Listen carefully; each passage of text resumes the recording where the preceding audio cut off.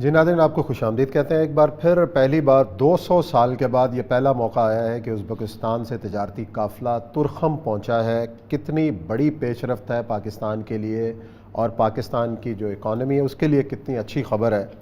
اور یہ تو بڑی حیران کن بات آج آپ نے بتائی کہ 200 سال بعد اس راستے، کم از کم 200 سال بعد 1845 میں ہوئی تھی جنگ ان کی افغانستان کے ساتھ۔ اصل میں شروع دن سے، اچھا اس دوران ہماری ازبکستان سے کوئی نہیں، کسی اس میں روس کا حصہ تھا نا۔ ہاں 1917 میں کمیونسٹ انقلاب آ گیا، اور 1917 میں ہوا یہ کہ یہاں بیٹھے ہوئے تھے برطانیہ والے لوگ تھے، وہاں روس بیٹھا ہوا تھا۔ تو 1917 کے انقلاب کے بعد ہوا یہ کہ روسیہ کے ساتھ یہاں کی برطانیہ کی بہت شدید قسم کی چپکلش شروع ہو گئی۔ اور اس سے پہلے ہوا یہ تھا کہ زار روس ہوتا تھا، اور زار روس کے زمانے میں برطانیہ جو تھا وہ ہمیشہ زار کے خلاف تھا۔ تو اب افغانستان کو انہوں نے ایک بفر زون کے طور پہ اسٹیبلش کیا ہوا تھا۔ اگر آپ چمن جائیں یا تورخم جائیں یا باقی ساری جگہوں پہ جائیں تو آپ کو یہ پوری سرحد کے ساتھ ساتھ آپ کو پکے مورچے نظر آئیں گے جو کہ گورے نے بنائے تھے۔ 1845 کے اندر جب 20,000 کے قریب سپاہی کابل میں مارے گئے اور ایک ڈاکٹر کو زندہ بھیجا گیا کہ جاؤ جا کے بتا دو کہ آپ نے مار دیے ہیں، تو اس کے بعد سے گندمک کے ایگریمنٹ تک یہ افغانستان جو تھا ڈی سٹیبلائز رہا۔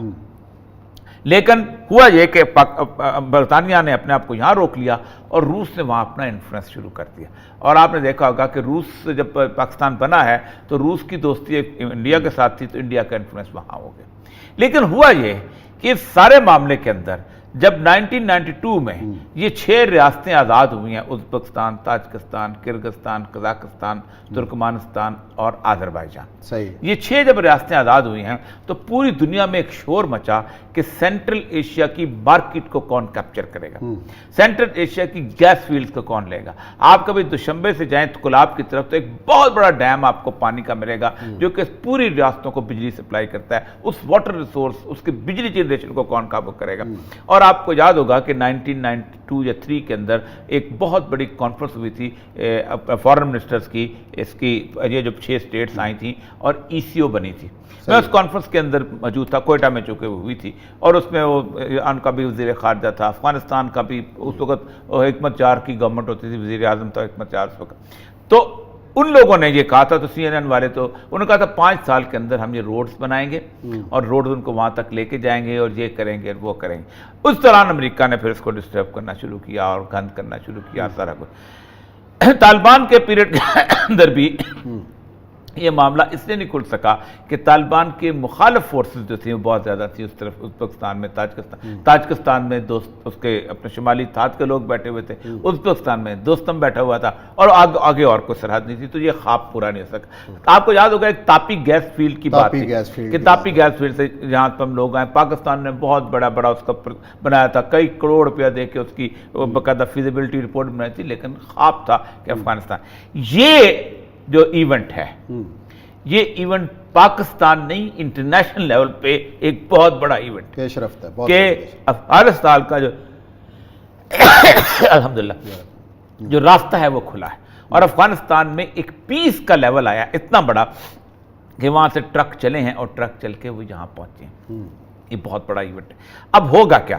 اس ایونٹ کے بعد انٹرنیشنل کنسپریسی شروع ہو جائیں گے۔ اچھا یہاں پہ میں آپ کو روک رہا ہوں کہ اگر اس کے ساتھ ہی ہم نتھی کر لیں، اگر یہ آل گڈ فیکٹر آ رہا ہے تو ایران سے جو گیس پائپ لائن والا جو ایگریمنٹ تھا اس پہ بھی پیش رفت ہو سکتی ہے، اس سے بھی پیش رفت، ایران کے معاملات بھی دیکھیں۔ یہ جو ریجن بن رہا ہے نا، یہ ریجن بڑا عجیب و غریب ہے۔ یہ جو 10 ملکوں کا ای سی او تھا نا، میں اس کا ڈپٹی سیکرٹری جنرل رہا ہوں اور میں اس کے ای سی او کے اس کا ایگزیکٹو ڈائریکٹر بھی رہا ہوں۔ آپ اندازہ کریں کہ جان بوجھ کے اس کو اٹھنے نہیں دیا گیا۔ صحیح ہے۔ یہ ریجن جو تھا اس میں پاکستان، ایران، ترکی، افغانستان اور باقی 6 ریاستیں، 10 ملک تھے۔ آپ سوچیں کہ یہ پورے کے پورے انٹر ریلیٹڈ ہیں۔ ہمارے کھانوں کے ٹیسٹ ایک طرح کے ہیں، ہماری موسیقی کا عالم ایک طرح کا ہے، ہمارے ساتھ جسے کہتے ہیں پرانے تہذیبی رشتے، مولانا روم سب کے لیے کامن، اقبال سب کے لیے کامن، جامی سب کے لیے کامن، داتا گنج بخش جہاں پر بھی والد ان کے وہاں پر بھی، ایران کے اندر مشہد ہے جہاں پر ان کے ماننے والے ہیں، ترکی کے اندر مولانا روم کی مزار ہے، اس کے بعد اور اس طرح آپ ازبکستان تک امام بخاری، امام مسلم، یہ سارے ازبکستان میں آپ کو ملیں گے۔ تاجکستان میں سید علی مدانی میں ہیں جہاں سے وہ گلگت بلتستان کے علاقوں نے دین قبول کیا۔ تو یہ سارے کے سارے رشتے ہمیں جان بوجھ کے دھکیلا جاتا تھا سارک کی طرف کہ تم ساؤتھ ایشین ہو، تم ادھر جاؤ۔ ہمارا کوئی ان سے رشتہ ہی نہیں ہے. ہماری ہر پہناوا ہمارا علیحدہ، گفتگو ہماری علیحدہ، موسیقی ہماری علیحدہ، نظم غزل مرثیہ سب کچھ ہمارا علیحدہ ہمیں بھیجا جاتا تھا. اس میں آپ دیکھیں، آپ میرا اور آپ بنگالی کا آپس میں کیا رشتہ ہے زبان کے اعتبار. میرا ایون ہندی کا کیا رشتہ ہے زبان کے اعتبار سے. ایک صرف دہی بھلے پکوڑیاں اور پاپڑ سے رشتے بن جاتا ہے. کوئی رشتہ نہیں تھا کسی ایک سلوکا اور دھوتی جو جس طرح کی وہ گاندھی پہنا کرتا تھا پیچھے سے اڑسنے والی دو، اس سے تو نہیں بن جاتا. ہمیں دھکیلا گیا تھا اس طرح. یہ اگر دوبارہ اس طرح رشتہ قائم ہوتا ہے تو اس کا مطلب یہ ہے کہ وہ سارے کے سارے جو گیس فیلڈ، اب آئرن اور اتنی زیادہ ہے ان علاقوں کے اندر کہ ابھی تک وہاں کا جو اسکریپ آتا ہے نا، وہ اسکریپ جو ہے ہمارے ہاں استعمال ہوتا ہے اسٹیل ملز کے اندر. آپ خود سوچیں یہ ہماری اسٹیل مل جس کے اوپر ہم کہتے ہیں ہم بڑی چیز ہے، یہ اسٹیل مل 60s کی باتیں تھیں. اب وہ اسٹیل مل تاجکستان ہندوستان نے پیک کو کر کے ماڈرن اسٹیل مل لگا رہی ہیں. ہم اسی کو رو رہے ہیں کہ اس کو ہم نے نہیں کچھ کہتے ہیں اور روز نقصان اٹھاتے ہیں. تو یہ اتنا بڑا ایونٹ ہے عثمان صاحب کہ وہ راستے جو کہ انگریز بند کر گیا تھا، وہ راستے جو کہ اس کے بعد 1979 سے پہلے بھی ظاہر شاہ کی حکومت تو انڈیا نے بند کروائے تھے کہ پاکستان کہیں سے فائدہ نہ اٹھائے، باقاعدہ انفلوئنس کر کے. ظاہر شاہ کی حکومت کے بعد وہاں پر روس آ گیا تھا، اس نے بند کروائے تھے. اب صورتحال یہ ہوئی ہے کہ یہ ایک جو ہے نا جسے کہتے ہیں واٹر شیڈ مومنٹ، اوپننگ، کہ اس اگر یہ قافلے چلنا شروع ہو جاتے ہیں تو پاکستان دیکھیں وہاں پر کپڑے کی مارکیٹ ہے، آپ کی ساری کاٹن اس طرف جا سکتی ہے. آپ کے جتنے پھل ہیں، مطلب کچھ ایسے پھل ہیں کہ جو وہاں نہیں ملتے، مطلب وہاں کنو نہیں ہوتا اور کنو کھایا جاتا ہے، وہاں آم نہیں ہوتا. آم وہاں موسم ایسا ہے نا، وہاں انار تو ہوتا ہے، وہاں سیب تو ہوتا ہے، وہاں انگور اور پستہ اور بادام اور خوبانی تو ہوتی ہے، لیکن یہ جو پھل ہیں یہ پھل نہیں ہوتے جو کہ وہاں پر بڑی لذت. ایک تو یہ چیز، دوسرا اس کے ساتھ ساتھ بہت ساری ایسی پروڈکٹس ہیں جو ہم یہاں بناتے ہیں. میں آپ حیران ہوں گے کہ ایران کے اندر ایک زمانے میں ماچس جو تھی وہ بہت بڑی چیز تھی. وہ ماچس کی اتنی بڑی سمگلنگ ہوتی تھی ایران میں، ماچس نہیں تھی وہاں پر. درخت کس طرح کا اس کو کاٹنا بنانا سارا کوئی میچ، اب تو خیر یہاں سے جاتا تھا، یہاں سے جاتے وہاں، اب تو خیر اور بہت ساری چیزیں. پھر اس کا یہ جو کپڑے ہے، کپڑے کے گٹ جائے، یہ ہے اصل بنیادی طور پر اوپننگ سینٹر. اچھا اس میں اب ہوگا کیا؟ جو ڈر لگ رہا ہے مجھے وہ یہ ہے کہ داعش کو انہوں نے اسٹیبلش کر کے گئے تھے امریکی جاتے جاتے. اور یہ جو کابل والا کل کا واقعہ ہے اس میں جو مولوی حمداللہ صاحب کا نام لیا جا رہا ہے، کنفرمیشن نہیں ہے، لیکن جس آزادی سے رکشے پہ بیٹھ کے آ کے دیکھیں کابل ان کے لیے بہت بڑا مسئلہ ہے. کابل کے اندر افغانستان طالبان دشمن لوگ بہت سارے ہیں. یہ وہ لوگ ہیں کہ جن کی آزادیاں سلب ہوئی ہیں.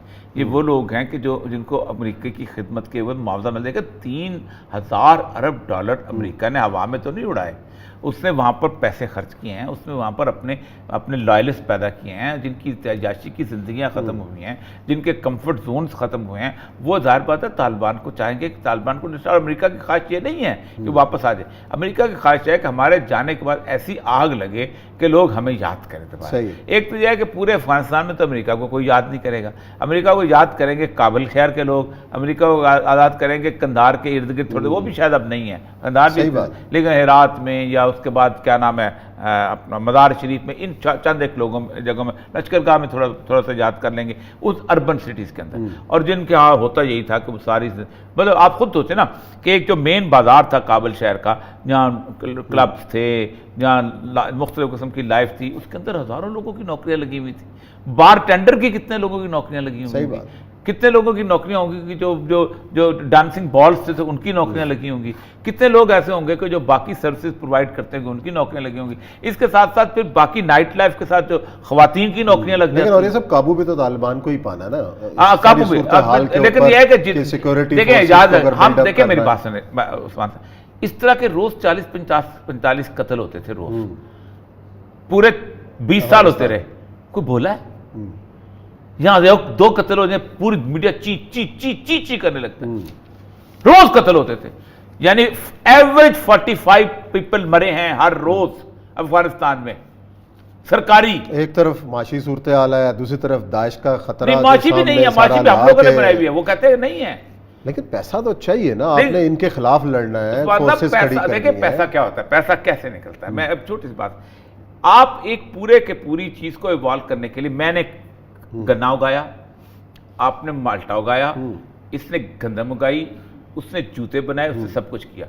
ہم سارے مل کے کرتے کیا ہے، ایک دوسرے کو آپس میں ٹریڈ کرنے کے لیے 1 روپیہ ایک بنا لیتے ہیں. یار میرا 5 روپے کی چیز ہے، وہ 5 روپے گورنمنٹ چھاپتی ہے. آپ کا خیال ہے کہ آسانی سے اس کو قابو کر لیں؟ ڈالر کی کوئی ضرورت نہیں ہے. معیشت چلیں جی، آنے والے دنوں میں دیکھتے ہیں کس طریقے سے داعش کا جو خطرہ ہے اس سے طالبان کس طرح نبٹتے ہیں اور اپنے علاقوں میں کس طرح امن قائم کرتے ہیں. یہاں بریک لیتے ہیں، بریک کے بعد آئیں گے اور ایک اور انتہائی اہم ایشو جس میں بھارت نے وویلا مچا رکھا ہے، یہ ہے کیا حقیقت، اس پر کریں گے بات بریک.